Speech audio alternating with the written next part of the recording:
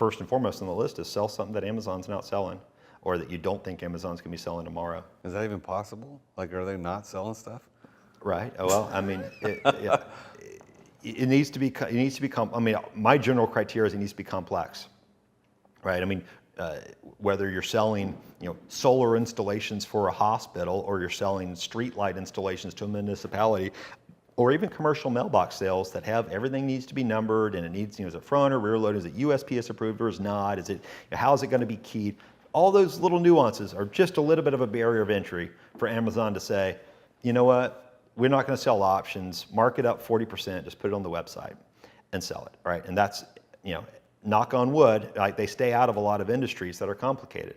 Eventually, they're like the mega storm that's just going to suck in everything, I suppose. But that's been my thought theory, at least, on how to survive in e-commerce.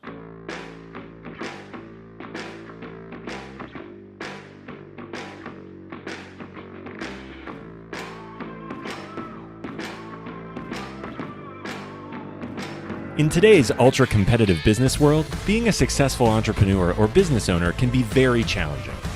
Fortunately, contemporary times have blessed us with resources for tackling those challenges and getting us to success more quickly than we could have imagined. Welcome to the Root of All Success with the Real Jason Duncan, a podcast that explores how the world's most powerful entrepreneurs grow incredible companies. This podcast looks at the 5 keys to unlocking success as an entrepreneur.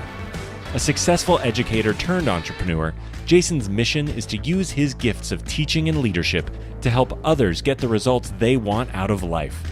Join Jason every week and learn the keys to grow a truly successful business. Hey there, I am the Real Jason Duncan. Welcome back to another episode of the Root of All Success. I've got a treat for you today where, as you know, if you've been watching this in series, I'm on location in Lincoln, California, just north of Sacramento, recording at Oliver's Brewhouse and Grill. This is a great place. Listen, you got to watch this on YouTube. If you're not watching this on YouTube, go to the YouTube channel. It's youtube.com/C/TheRealJasonDuncan.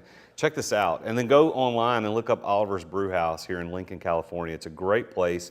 If you ever come out here to Northern California, the Sacramento area, go check this place out. Matt Oliver is the owner and proprietor, and they've done a great job. He's got a few other locations.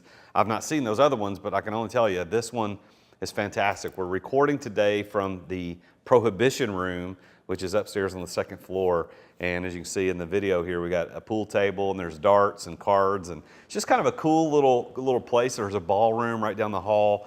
This is a really neat venue, and I appreciate Matt and the team at Oliver's Brewhouse for letting us record our podcast tour 2021 here in California this week. Thank you to Matt and his team for letting us be here. The sponsor for today's episode is Nurture 360. It's NERCHER 360. Nurture360.com/root for a special offer. Root as in the root of all success. And if you're a small business owner like I am, you know that there's a lot of struggles that you have with your CRM. Like, how do you manage and maintain your customer relations?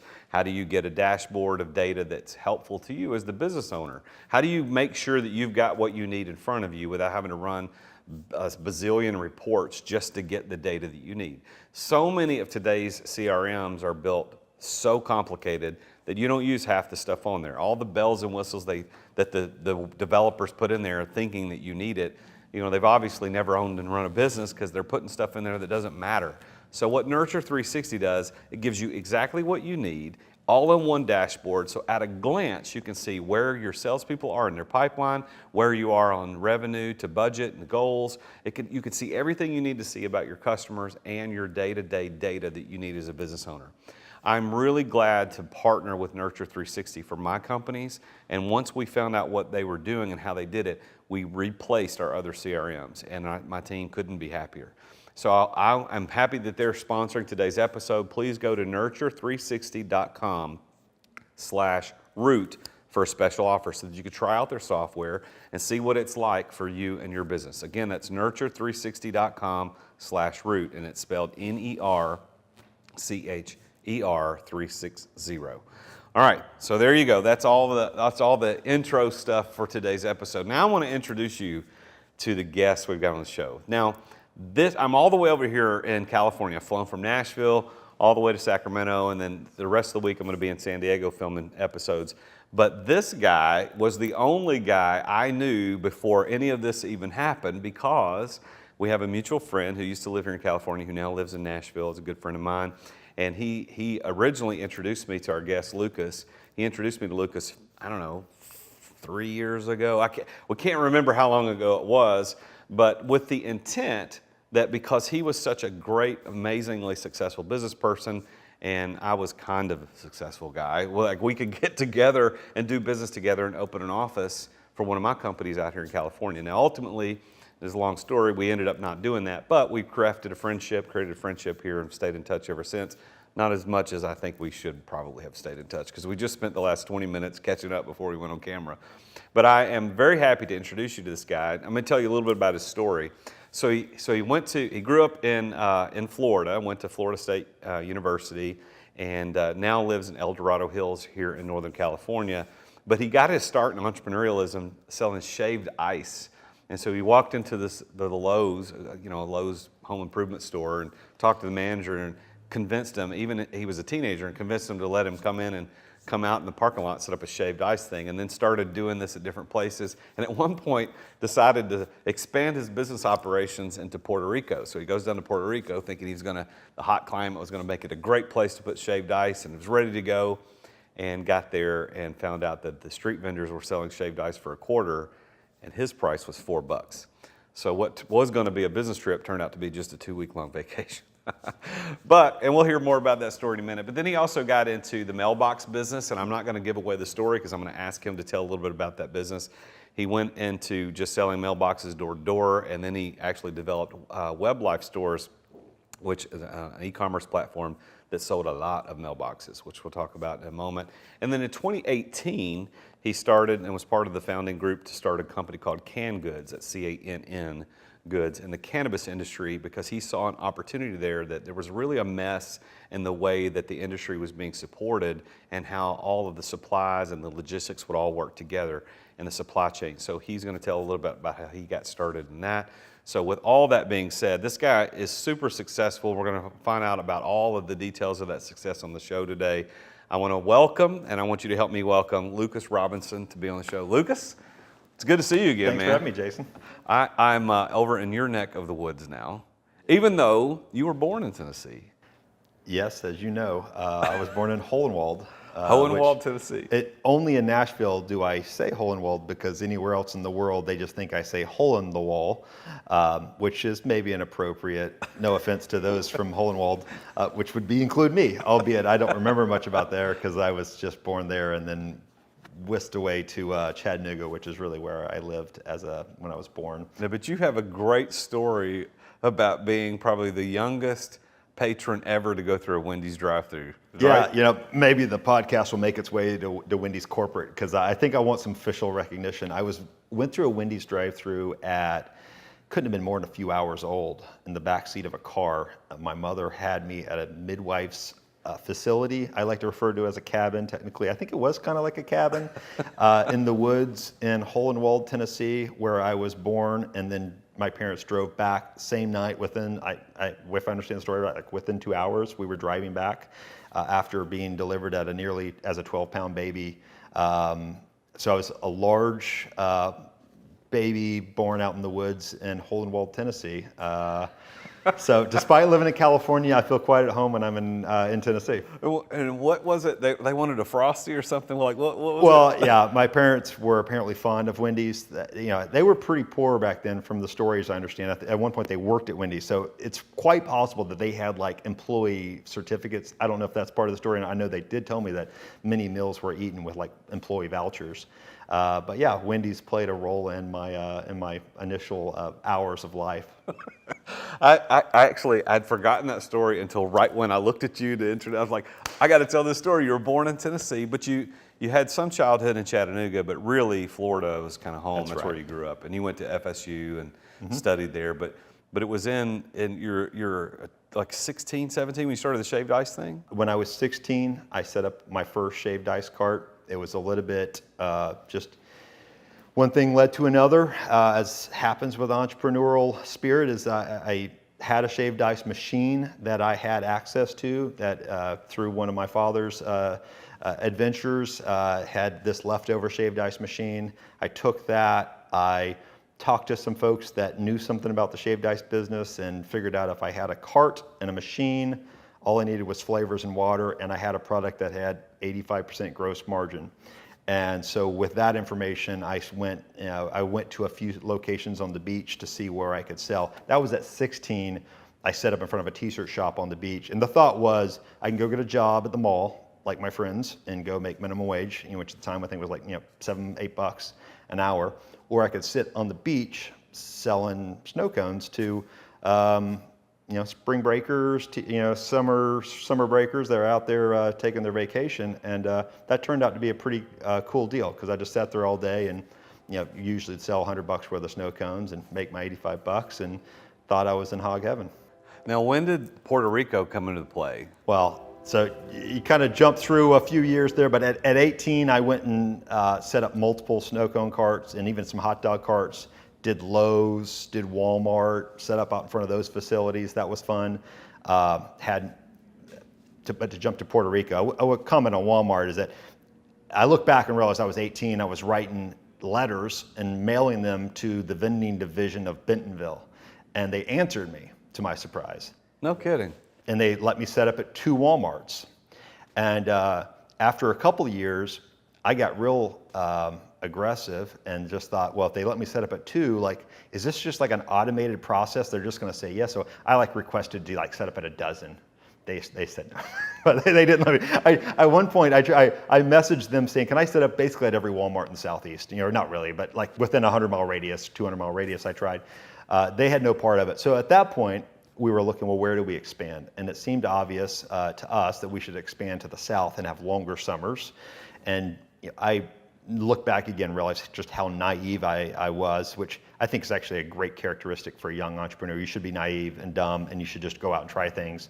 Because I went down to Puerto Rico and I got off the airplane, got off the airport, out of the airport with my wife in Old San Juan, which I highly recommend. Beautiful place, cobblestone streets, 500 years old. Columbus, Christopher Columbus, his pubs and stuff are there, or places that he visited. And lo and behold, within a few minutes, we found these street fair vendors who were selling shaved ice for 25 cents. And quickly realized that another lesson that I learned in entrepreneurialism or business in general was I probably should do a landscape analysis and understand before I make plans like this. So literally within an hour of being on the ground, I looked at my wife and said, I think we just going to have ourselves a 2-week vacation. And we literally canceled all of our stops, meetings we had, and we just rode off Puerto Rico as probably not a good place to go sell shaved ice. Truth be told, we did stop off. We checked some marinas and some, their big stores, but out in front of their store, they were selling vending stuff, but all of it was $1 or less, and so just wasn't the right market, right? We were used to that tourist market of Florida. You can inflate the price of everything. And now you said you're with your wife, so you got married pretty young, right? Yeah, we've been married going on, you put me on the spot here, Jason, going on 16 years. Yeah, we're 16 years married. Wow. So you and your wife, she kind of tagged along the shaved ice business, but then you did mailboxes, which I think is interesting because the way I understood your story is that you essentially just printed off pictures of what you could buy at Lowe's and went door to door and said, would you like this in your yard, in your driveway? And you were selling, is that right? That was proof of concept.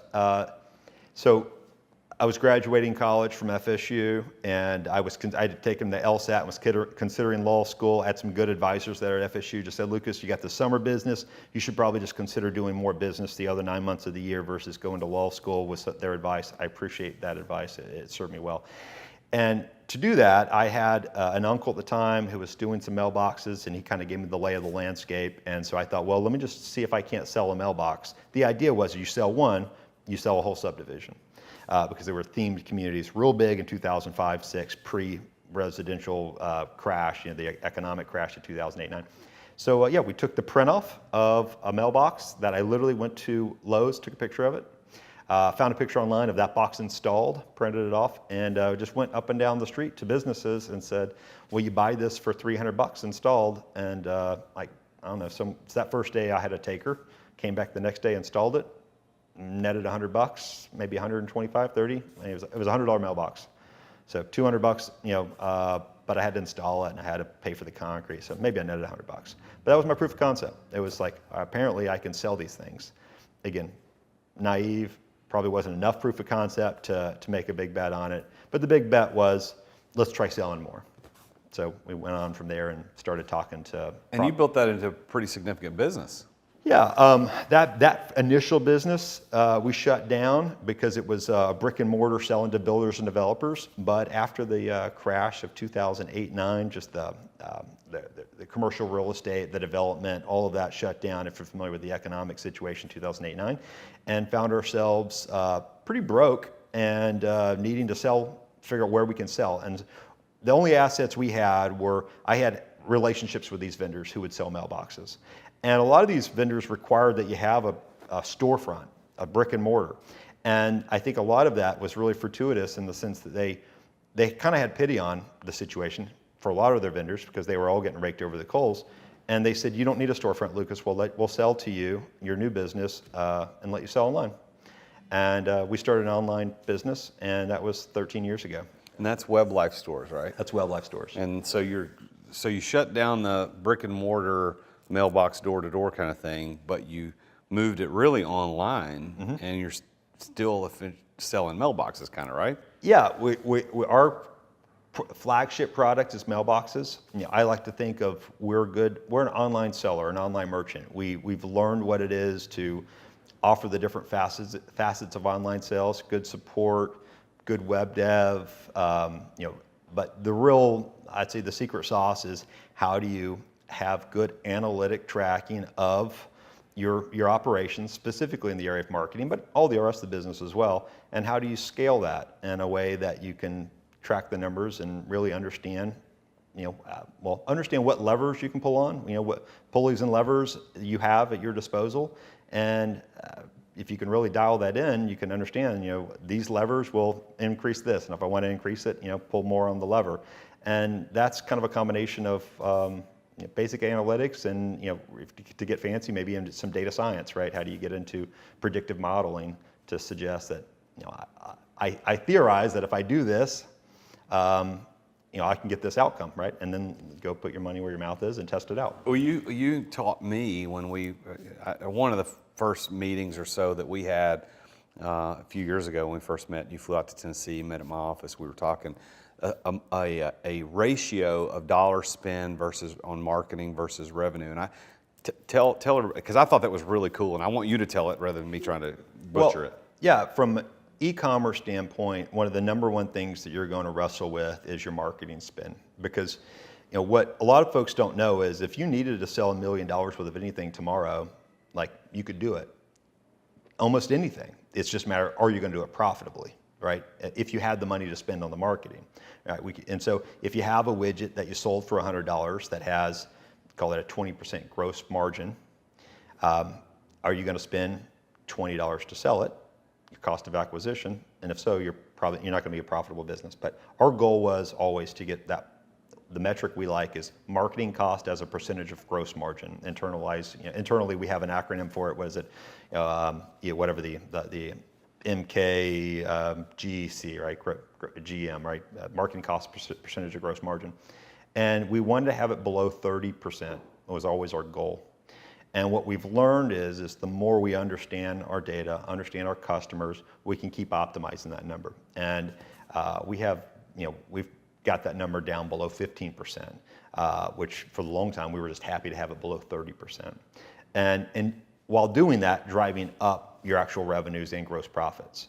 And if you'd like me to go a little deeper into that. Let me clarify that, because I think what stuck out for me when you and I were talking about this originally a few years ago was that you had it dialed in to where, like, if you're spending more than 30% of your gross margin on marketing, like dollar per spend, you're never going to make it. You're not going to be profitable, because once you go past that threshold, I've got empirical data to show that it won't work. Right. But now you've driven that even lower. You're not saying that you need to be at 15, but you've successfully gotten to 15%. Well, it's all relative to your business type, right? Which really relative to what your gross margins are, right? So mailboxes, call it a 20% gross margin, what we were working with.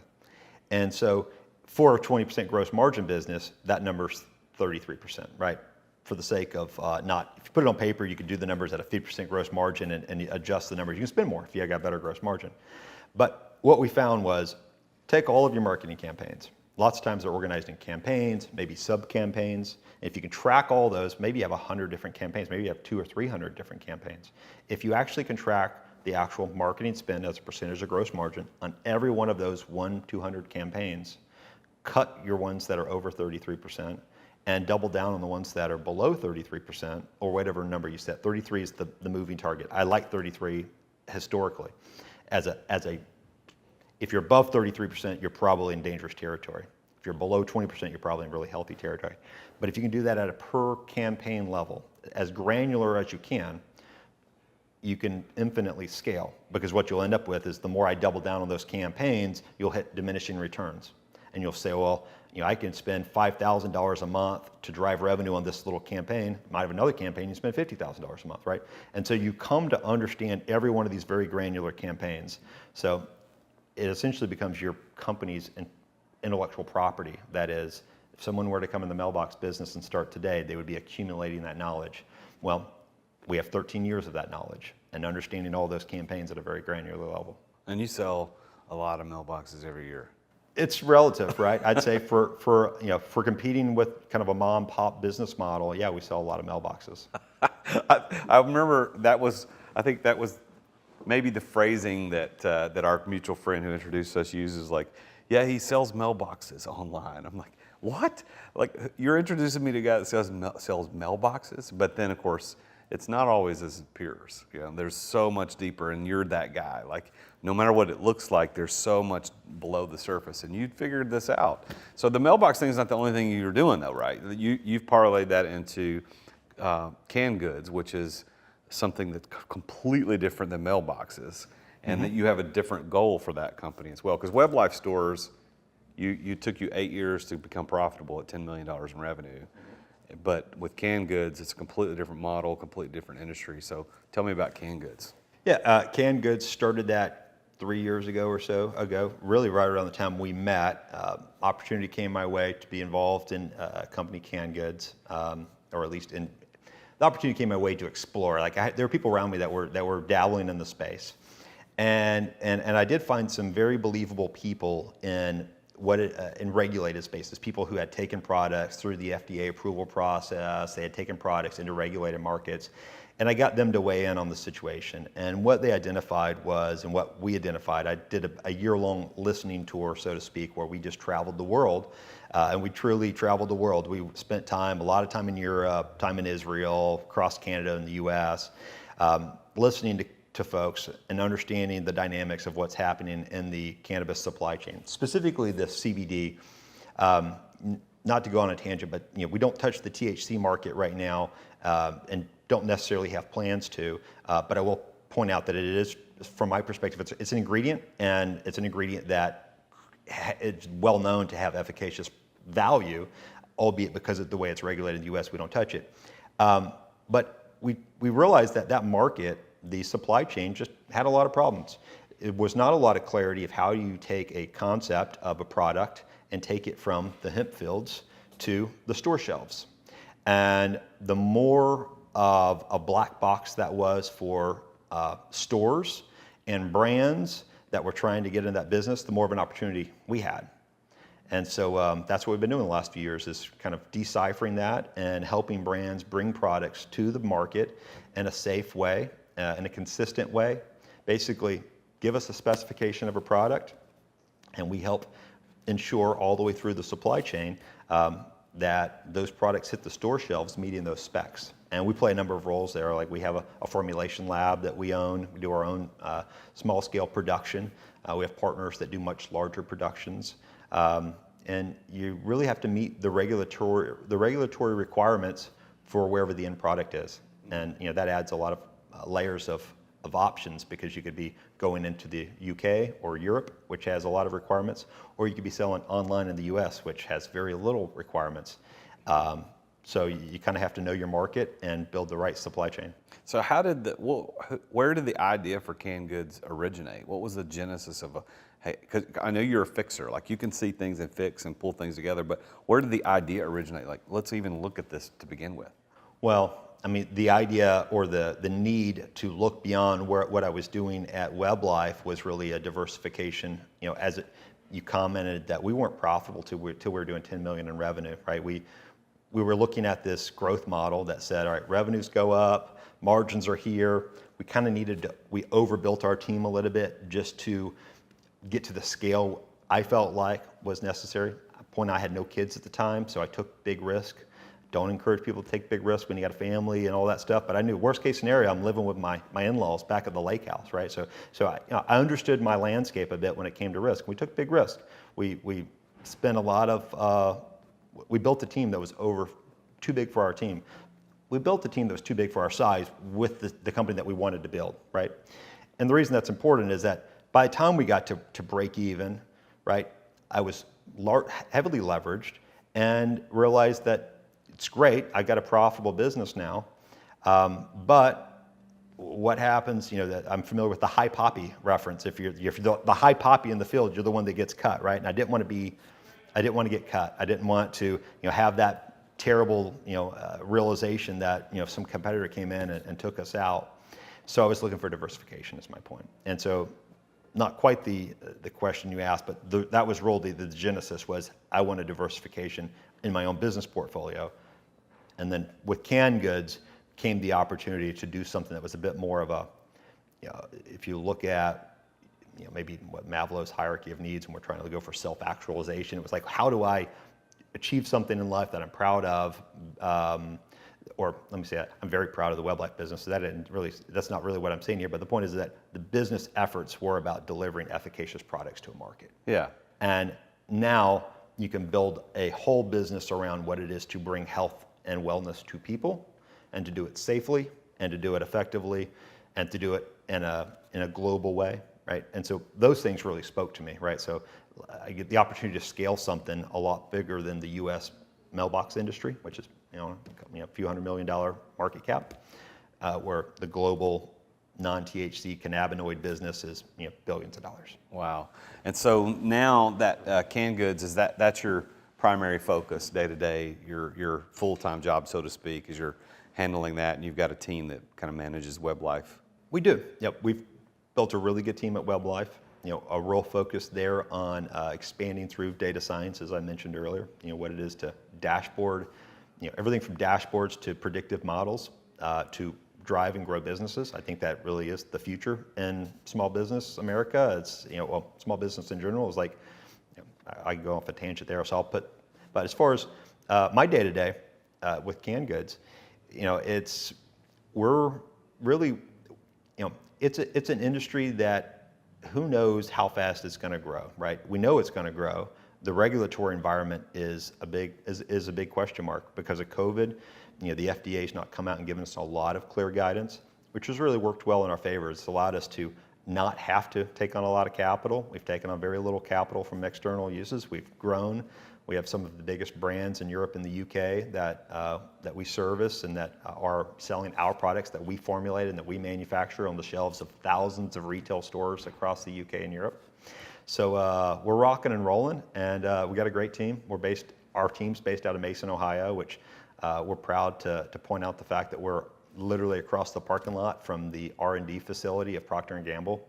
And so we benefit by being in the backyard of Procter & Gamble. And if you know anything about Procter & Gamble, making products to serve the masses and formulating those products and capitalizing on the IP that is in formulation is right in their wheelhouse. So. Yeah, well, I think it's cool too that, one of the things that the central tenets of what I teach as a coach is exit without exiting. And you can own the business, still maintain 100% ownership, but you can move on to that ideal life, that other thing that you want to accomplish, that new challenge, that new business, or whatever it happens to be. If you set up your business correctly, it can run without you having to be there day to day, and that's what you've done with your team at WebLife, and you've got a significantly successful business with WebLife that doesn't require your day-to-day oversight. Yeah, that's been fun, and that's people, right? That's having the right people. And if I have any MO when it comes to people, is I trust people. I give them a lot of responsibility and a lot of trust, and then we iteratively improve upon those systems. And I can't say enough about the team we have there, right? My first employee ever still works with me 13 years later. My head of that company, a guy named Fred, remarkable, one of the most amazing humans I've ever known. And with a team like that, and we talked about this, before the show. It's like, would you take $100 and 100 people, or $1 million and one person? And as you pointed out, you take the $100 and the 100 people if your goal is to do something meaningful. Yeah, I agree 100%. Well, what would you define, like, how would you define the word success? What does Lucas Robinson think success means? Well, having a goal and going out there, I think of it pretty black and white. Like, if I want success, and I'm like, have some objective and I'm going for it, right? So I'm a big, like, let's understand what our objectives are and let's go for it. If I had to say something that I thought was impactful that for success, I think success is just not quitting. And, whether we achieve our goal and we look back and say, I'm top of the mountain, I did it, or we look at it and say, I still know what my goal is, and maybe I've optimized it and tweaked it a bit, and I'm halfway there. Those are both success. In fact, I think, very rarely do we get to the top of the hill and say we did it, and like that's success, right? It's the journey, it's the process. So I'd say success for me, I don't know if this is a good answer or a real answer or not, but I think something along the lines of just not quitting and having, I think you hear that described as grit.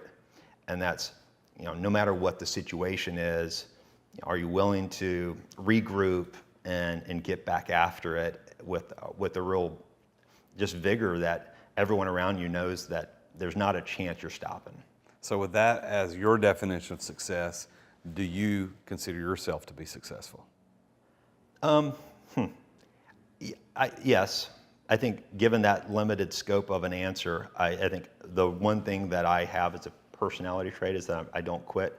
I love the quote, everyone has a plan until you're punched in the face. I think that's a Mike Tyson quote. That's right, yeah. Right. And, I've had lots of plans and I've been punched in the face a lot of times. And the reality is that every time I find myself in this, more energized, more invigorated, like that there is an opportunity to achieve the objective. And the more I do that, the more people around me will believe as well. And I'd say that in lies, like a very great value of like people aligning with you to say, hey, I believe in what you're doing and I want to do it with you. And that to me is success. So, the show is called The Root of All Success, and the way this thing originally came about was after spending years just casually paying attention to people like you and our mutual friend and others like you guys, and asking, well, how did you do what you did? Like, how did you build a multi-million-dollar company out of nothing? Just a complete, how did you do it? And what I found was that these 5 things continue to show up every single time. And I obviously, as a former pastor and school teacher, I'm looking for patterns. I'm looking for things that I can take and teach to others. And so what I found was these 5 things appeared every time. And I see them in your story too. And I want to get you to either agree or disagree that these are part of your keys to success. But the first one is passion. And passion doesn't have to necessarily be in the product or service that you offer. Like there's probably not a ton of passion in shaved ice or mailboxes or even cannabidiol. How do you say it? Cannabinoids. Cannabinoids. See, I always say it wrong. But like the passion in that, you could or could not have the passion. That doesn't matter as far as an enjoyment or love for it. But what passion truly means is willingness to endure. Like that's what the word actually, that's where it comes from. And the passion of the Christ was willing to endure for a greater cause. So did passion, that sense of passion, play into your story of becoming a successful entrepreneur? Yeah, I think even the answer I gave a moment ago is, reflects that in the sense that, to have an objective with a team and to clearly lay that out and say, guys, this is our objective. And the thing about having a team is there's accountability, right? There's an immediate accountability. Well, how are we doing with that objective and are we getting closer? And the ability to pivot, adjust, regroup, and continue with a certain level of vigor to achieve that objective, it takes perseverance. It takes a willingness to be wrong, to say you're wrong, a humbleness. All of those other virtues have to be, delivered on. You have to display those things to persevere and keep people around. Yeah. Right? How many times as an entrepreneur have you overpromised and underdelivered, right? And the old saying is like, you need to underpromise and overdeliver. But most entrepreneurs, at some point in their life, maybe they learn from it and quit doing it, but it's like to see things with two rose-colored glasses so that they overpromise, right? And so for one, to learn from that, but just to, even if you find yourself in those situations, to be able to come together with your team and say, hey guys, there still is a strategy, there still is a hope for our objective. I'd say it's nothing but perseverance. Yeah. So pushing through, perseverance, passion, that's part of your story. You've pushed through. I mean, you spent 8 years before you're profitable, which is not a recommended way to do things, but you did it and pushed through. I tell people all the time, they're like, well, what do you think about e-commerce? I said, don't do it. don't do it. Yeah, there's nothing I could say more about. Like, don't go sell mailboxes and don't do e-commerce unless you have something with better margins and some real intellectual property that protects you. I forgot to tell you this pre-show, and it fits in here, so I'll actually say it on the show.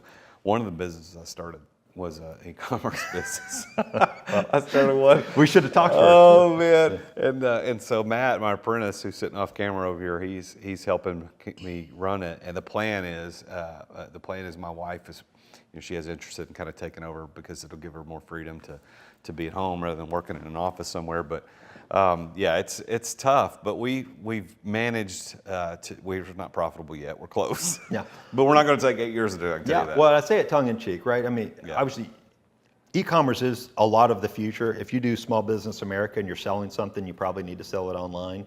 It's in some capacity, whether it's a service, anything you're selling, whether you're selling a way of thinking or a service or a product, you need to have an online plan. However, there are elephants out there that will squash you, primarily Amazon. And that's where it's a serious conversation with folks. If you're going to sell online, you better have a plan that you didn't come up with yesterday, and it better be pretty well vetted out with people who really are believable in the space. And first and foremost on the list is sell something that Amazon's not selling, or that you don't think Amazon's going to be selling tomorrow. Is that even possible? Like, are they not selling stuff? Right. Well, I mean, it needs to be. I mean, my general criteria is it needs to be complex, right? I mean, whether you're selling, solar installations for a hospital, or you're selling street light installations to a municipality, or even commercial mailbox sales that have everything needs to be numbered, and it needs, is it front or rear load? Is it USPS approved or is not? Is it, how is it going to be keyed? All those little nuances are just a little bit of a barrier of entry for Amazon to say, you know what, we're not going to sell options, mark it up 40%, just put it on the website and sell it, right? And that's, knock on wood, like they stay out of a lot of industries that are complicated. Eventually, they're like the mega storm that's just going to suck in everything, I suppose. But that's been my thought theory, at least, on how to survive in e-commerce. Well, the e-commerce situation kind of leads me into the second of the 5 keys, and that's the right place at right time. Mm-hmm. Your first foray into a hugely successful business, at least from a financial standpoint, is e-commerce. Was an e-commerce company, but that wouldn't have happened had you not been in the right place at the right time to make that happen. We could look at that in terms of just era, like when you were alive and born versus and also where you live and that type of thing. Do you see that as one of the keys to your success, right place, right time? 100%. I think that, well, I'll comment on me personally, and then kind of I have a thought about that. But personally, there's a lot of fortuitous situations where I was in the right place at the right time. I mentioned I couldn't get the mailbox distributorships back in 2005, 6, 7, 8, 9 when we started the e-commerce. I wouldn't have had those distributorships had I not had them from a brick and mortar, right? So right there is just a kind of a stroke of luck. walking in and getting a Lowe's to let me sell a shaved ice cart, right? I just walked in and talked to a store manager. Within 5 minutes, she said, yeah, can you set up tomorrow, right? I was just like, right place, right time. And I've had a lot of those, right? I do have a faith. I do believe that, that good Lord's watching down and tracks Lucas Robinson. And there's so many scenarios where like, hey, right place, right time, right person, the Lord was watching me, and it's worked out. But the reality is not to discourage entrepreneurs. I think, if you take principles and you apply them, it's just kind of like a probability. Let's just say your business has a 30% chance of success. I don't know what the national numbers are, but they're certainly, I don't think they're 50% chance, right? So if you're a 30% chance of success, you might, and let's say you're above average, so it's 45, right? Well, you need to at least try two, if not, over two businesses to have one that's going to work. And the point is you learn from it and you evolve, but a failure in a business doesn't mean you even have the wrong principles or the wrong practice or you're the wrong person.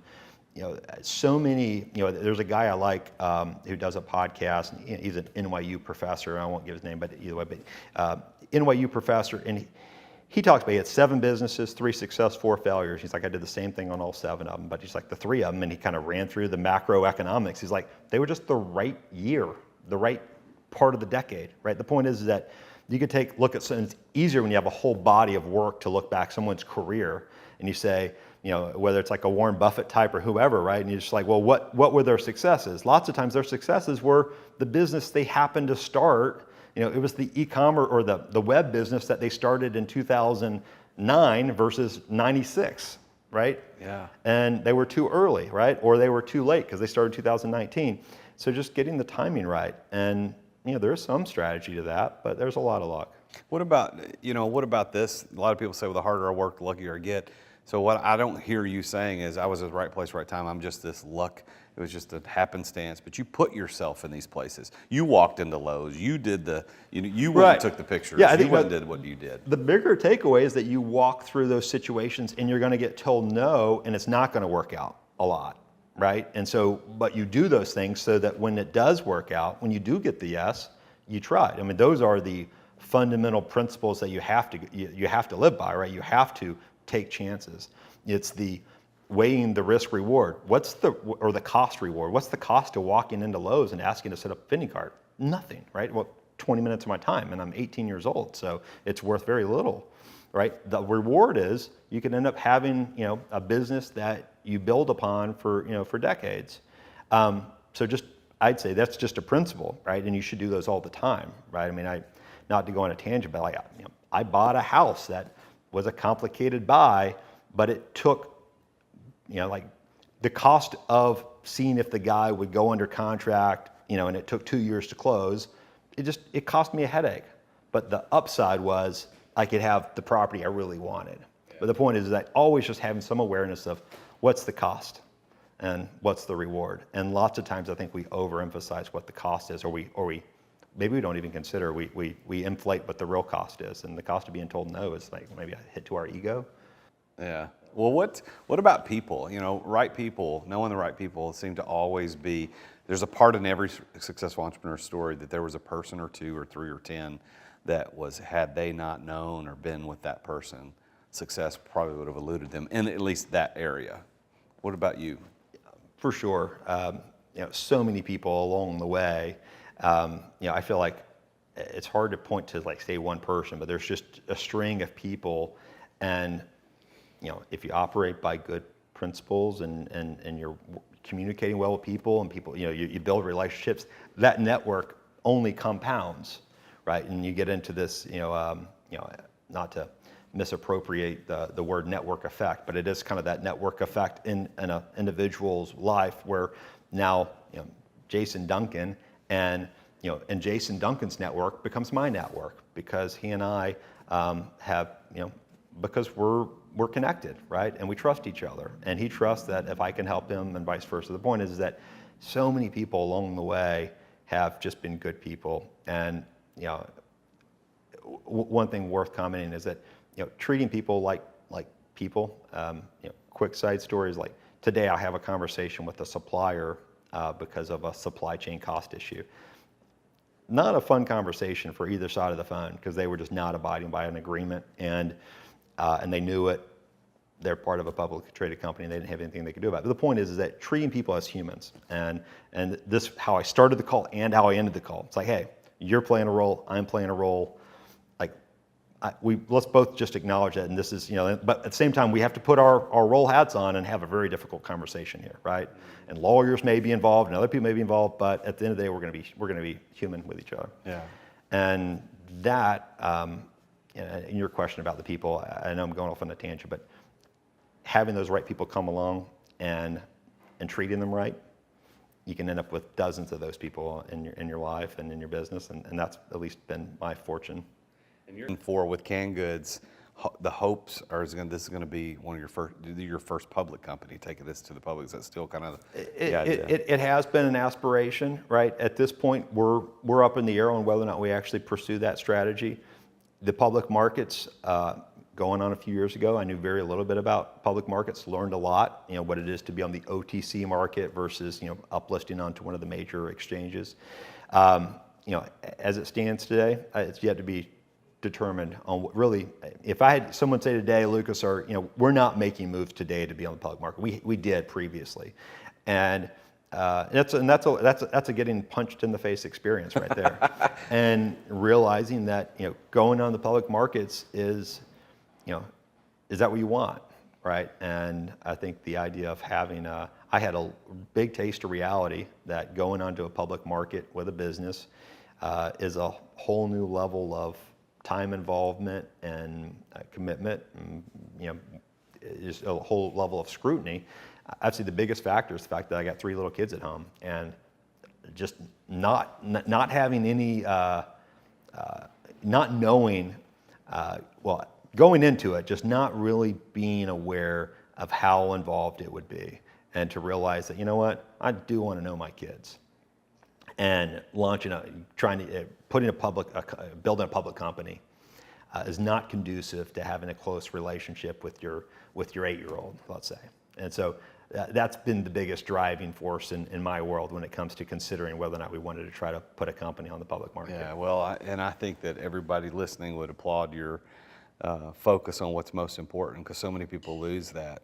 They lose that your family, the people you're doing it for, are more important than what you're doing.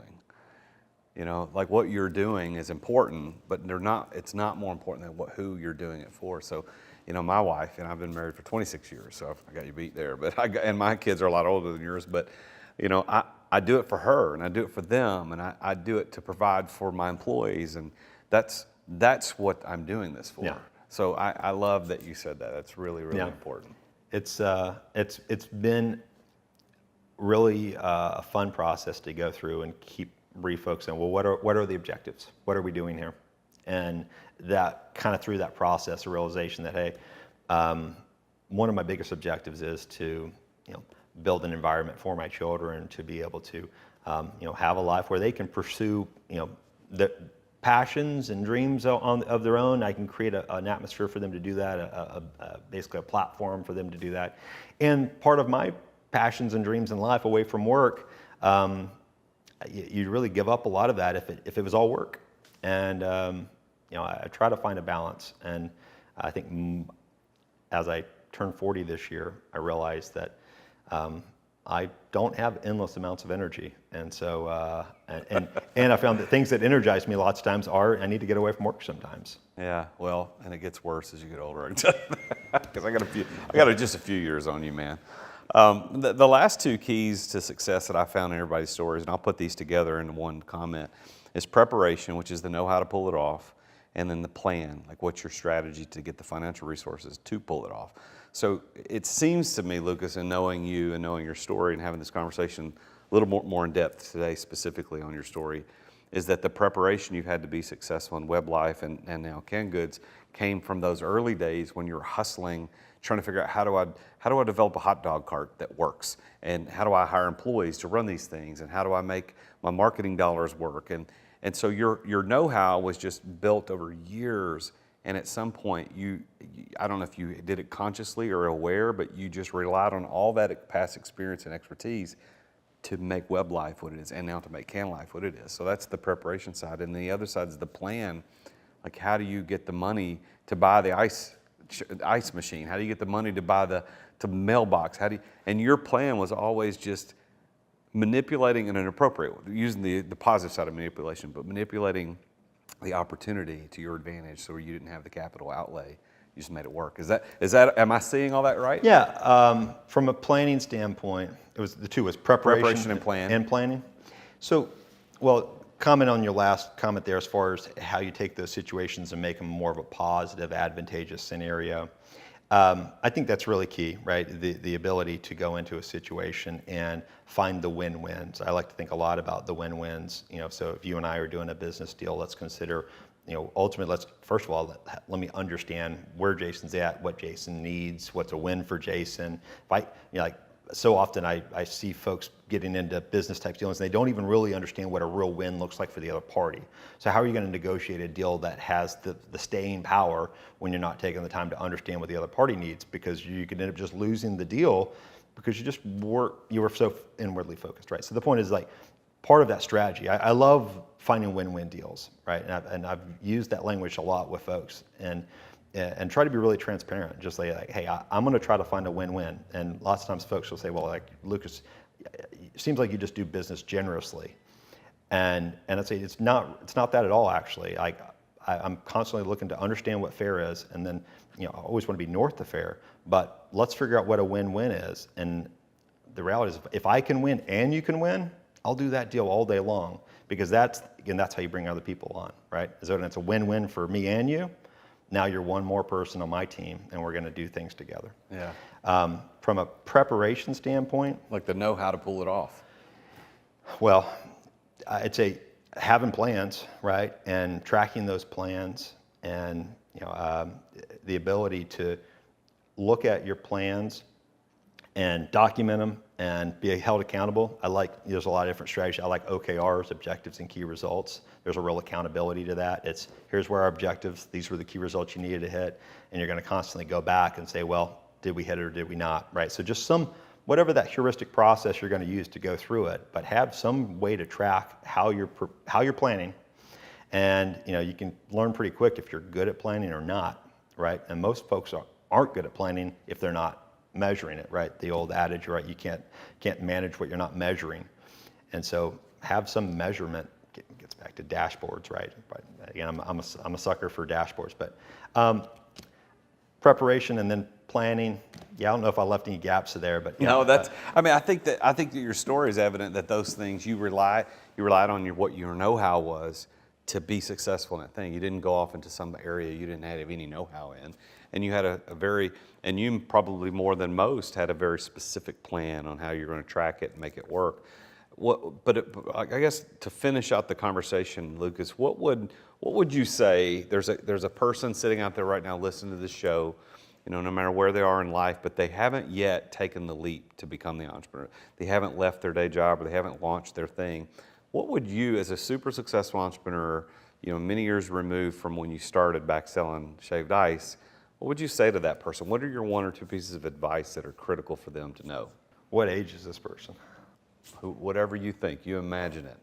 I'd say, with a grain of salt, from my limited experience, right? Because a lot of people have done this success with other experiences. My experience and what I observe is basically, if you're ready to work a second job, right? If you're ready to work 60, 70, 80 hours a week, then there's a prerequisite checked to going into entrepreneurialism if you're doing it on top of your business.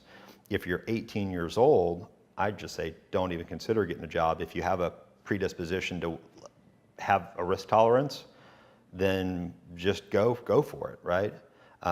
Right? People can, if they want to start a family, whatnot. There's real realities that I hope people will appreciate. Is like, if you take big risk when you don't have children, take big risk when you don't have a livelihood, take big risk when you don't have a mortgage payment.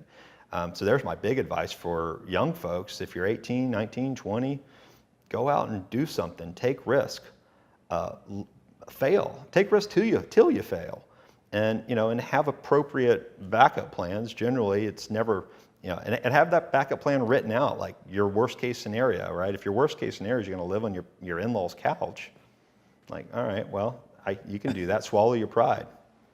I love that. I love So that. that's my big push, is particularly for young folks. And I have a heart for folks who are, if they're young, men, women who are young and they want to start a business, take risks, go out there and do it. Have a plan, don't quit. The reality is that no one's ever failed in a business that they didn't quit on. Yeah, well, that's a good place to, that's a good bow to tie up on the conversation, Lucas. This has been great. It's good to see you. It's been so long since we've seen each other, and we don't need to make it this long between seeing each other as we move forward into the future. So thank you for coming over today to Lincoln and being on the show here as we're on location at the brew house, Oliver's Brew House. So thank you for being here. I appreciate you very much, and I respect what you're doing. And there's a lot of good people in business like you. I don't think enough people know that they're out there, though. And so thank you for being who you are. I appreciate you very much. Thank you, Jason. Well, guys, as you hear this show, as we listen to Lucas, who is super successful in many different businesses, you see that these 5 keys have unlocked success not only for him, but for dozens and dozens of other entrepreneurs that you've heard on this show already. You can unlock success the same way too. And I want you to pay attention to what you're passionate about. What are you willing to endure for? Well, are you in the right places to meet the right people? You've got to put yourself in those places. Yes, it is fortuitous at times that you have anything to do with it, but really, if you think about it, you've got to get out there. You've got to go do those things. So make sure you're putting yourself in those places to meet those people, and persevere. Persevere, he used that term perseverance. That's part of that passion. Persevere until you get to the right place, until you meet the right people. And then what are you prepared to be successful at? What do you have the know-how to do? Pay attention to that. Make sure you're aware of that, and then put together a good plan to obtain the resources necessary to get where you want to go. As I do this podcast, I want to thank you for listening. It goes out on the C-Suite Radio Network. It's syndicated to all podcast players, so no matter where you're listening, I want to thank you for listening, and I appreciate it if you would subscribe and also leave a review. Reviews help the podcast get in front of more people. So thank you for taking the time to just spend a couple of minutes and go hit that review button, leave a 5-star review if you think we deserve it, and type out how great you think the show is. I would certainly appreciate that. And if you haven't watched this on YouTube, I know I mentioned this at the beginning, but please go watch it at youtube.com/the Real Jason Duncan. You can see this beautiful place that we're in here at Oliver's today.